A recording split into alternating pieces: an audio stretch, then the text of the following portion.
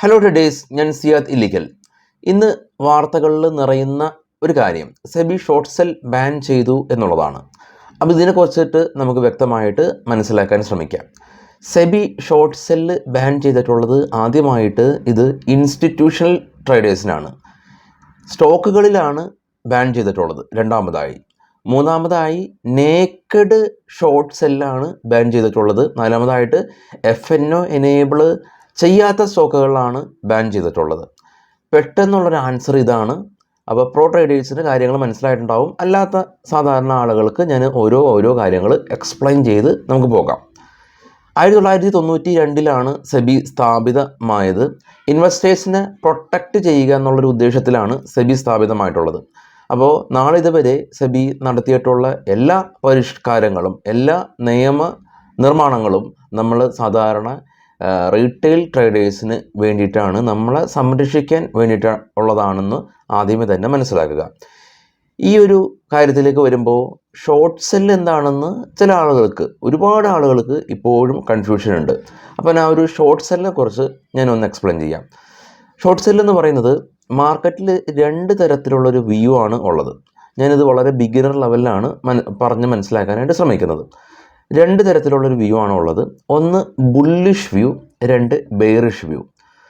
ഒരു സ്റ്റോക്കിൻ്റെ വില വർദ്ധിച്ചേക്കാം എന്നുള്ളൊരു ചിന്തയാണ് ബുള്ളിഷ് വ്യൂ.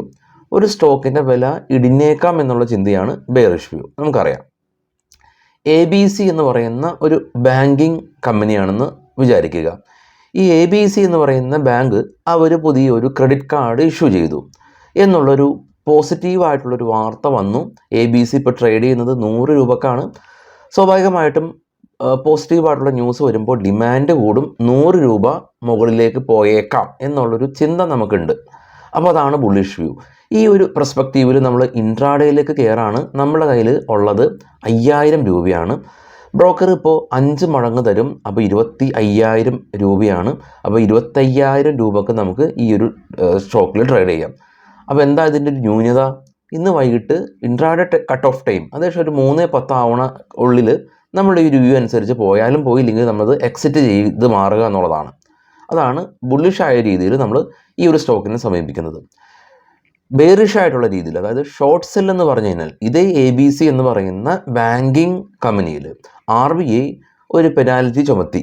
അതല്ല എങ്കിൽ ഇവരുടെ ബ്രാഞ്ച് എന്തെങ്കിലും ഒരു ടെക്നിക്കൽ ഗ്ലിച്ച് വന്ന് ആളുകളുടെ ഇൻഫർമേഷൻസ് എല്ലാം തന്നെ ലീക്ക് ഔട്ടായി എന്നുള്ളൊരു ന്യൂസ്, എന്തെങ്കിലും നെഗറ്റീവ് ന്യൂസ് വരിക, എന്താണ് അതിൻ്റെ ഈ ഒരു ന്യൂസിൻ്റെ പ്രകാരം ഉണ്ടാകുന്ന ഇമ്പാക്റ്റ്? സ്റ്റോക്കിൻ്റെ വില താഴേക്ക് ഇടിയും, അല്ലേ? ഇടിയും എന്നുള്ള ഒരു ചിന്ത നമുക്കുണ്ട്. അതായത് ഒരു ബീറിഷ് ചിന്ത നമുക്കുണ്ട്. എങ്കിൽ ഈ ഒരു സ്റ്റോക്ക് നമ്മളുടെ കയ്യിൽ ഇല്ല, ഉണ്ടാവേണ്ട കാര്യമില്ല. നമ്മുടെ കയ്യിലുള്ളത് എന്താ? സ്റ്റോക്കിൻ്റെ വില കുറയും എന്നുള്ളൊരു ചിന്ത. നമ്മൾ നേരെ പോകാണ് നമ്മുടെ ബ്രോക്കർ അക്കൗണ്ടിലേക്ക്. ABC സെലക്ട് ചെയ്യുന്നു. ഇപ്പോൾ ട്രേഡ് ചെയ്ത് 100 രൂപക്കാണെന്ന് സങ്കല്പിക്കുക. നമ്മളുടെ കയ്യിലുള്ളത് നെഗറ്റീവായിട്ടുള്ള ന്യൂസാണ്. നേരെ ആ ഒരു ABC സെലക്ട് ചെയ്തു. 2 ബട്ടനാണുള്ളത്, നമുക്കറിയാം. ഒന്ന് buy button, 2 sell button. Sell button സാധാരണ നമുക്ക് ഉപയോഗിക്കുന്നത് എന്തിനാ? നമ്മുടെ കയ്യിലുള്ള ഹോൾഡിങ്സ് സെല്ല് ചെയ്യാനായിട്ടാണ് സെൽ ബട്ടൺ ഉപയോഗിക്കുന്നത്. ഇവിടെ നമ്മുടെ കയ്യിൽ ഈ സ്റ്റോക്ക് ഇല്ല എങ്കിലും ABCയുടെ അവിടെ ക്ലിക്ക് ചെയ്തിട്ട് സെല്ല് കൊടുക്കുക. ഇതേ നമ്മുടെ കയ്യിൽ 5000 രൂപ ഉണ്ടെങ്കിൽ 25,000 രൂപക്ക് നമുക്ക് ബൈ ചെയ്ത അതേ ക്വാണ്ടിറ്റി തന്നെ നമുക്ക് സെല്ല് ചെയ്യാൻ സാധിക്കും. പിന്നീട് നമുക്ക് എന്താ നമ്മളുടെ ചിന്ത? ബുള്ളിഷായ രീതിയിൽ 100 രൂപയിൽ നിന്ന് ഇത് 110 രൂപയിലേക്ക് ഉയരും എന്നുള്ള ചിന്തയുടെ നേരെ ഓപ്പോസിറ്റ്. ഇപ്പോൾ സിനാരിയോ എന്താണ്? RBI penalty ചുമത്തിയിരിക്കുകയാണ്. സ്റ്റോക്ക് താഴെ പോകും.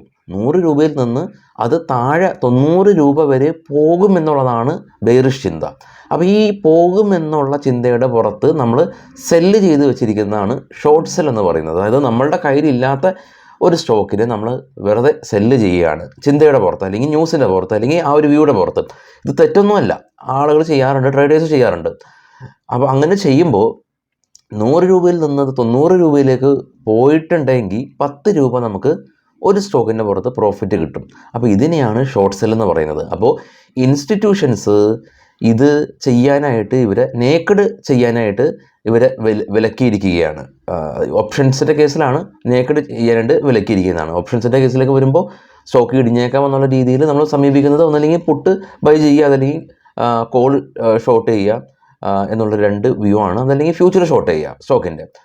അപ്പോൾ ഇത്തരത്തിൽ നേക്കഡായിട്ട് ചെയ്യുന്ന ആ ഒരു പ്രോസസ്സ് ആണ് ഇൻട്രാഡേയിൽ ചെയ്യുന്ന ഒരു പ്രോസസ്സാണ്. അതും ശ്രദ്ധിക്കുക, ഇൻട്രാഡേയിൽ ചെയ്യുന്ന ഒരു പ്രോസസ്സാണ് ഇൻസ്റ്റിറ്റ്യൂഷന് ചെയ്യുന്ന ഒരു പ്രോസസ്സാണ് സെബി ബന്ദ് ചെയ്തിരിക്കുന്നത്. എന്തിനു വേണ്ടിയിട്ടാണ് അങ്ങനെ ചെയ്യുന്നത്? സ്റ്റോക്കിൽ 2-3 കാര്യങ്ങളുണ്ട്. ഇപ്പോൾ അദാനി സ്റ്റോക്കിൻ്റെ കാര്യം എടുക്കാം.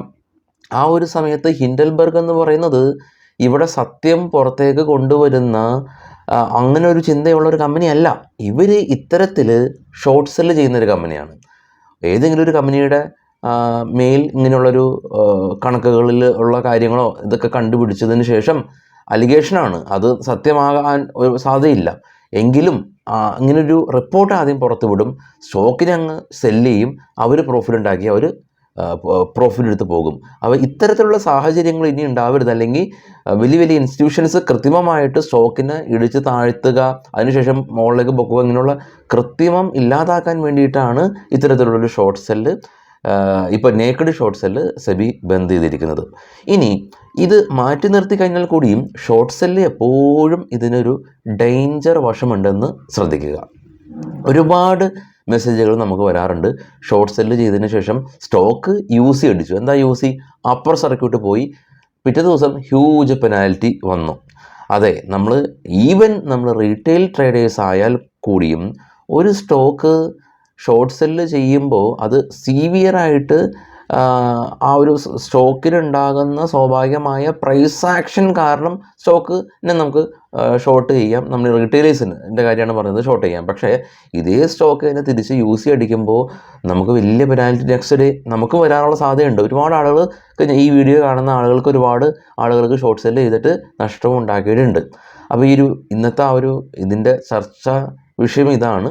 അപ്പോൾ ഇൻസ്റ്റിറ്റ്യൂഷനാണ് ഇപ്പോൾ അത് നേക്കഡായിട്ട് ഇത്തരത്തിൽ സ്റ്റോക്കിനെ ഷോർട്ട് ചെയ്യുന്നത്, ബന്ധാക്കിയിരിക്കുന്നത്. സെബി എടുക്കുന്ന ഓരോ തീരുമാനവും നമ്മൾ സാധാരണക്കാരായിട്ടുള്ള റീറ്റെയിൽ ട്രേഡേഴ്സിന് നമ്മളെ ഹെൽപ്പ് ചെയ്യാനും നമ്മളുടെ ഇൻവെസ്റ്റ്മെൻറ്റ് പ്രൊട്ടക്റ്റ് ചെയ്യാൻ വേണ്ടിയിട്ടും ഉള്ളതാണ്. അപ്പോൾ നാളെ വൈകിട്ട് മറ്റൊരു വീഡിയോ ആയിട്ട് എത്താം. Thank you. Bye all.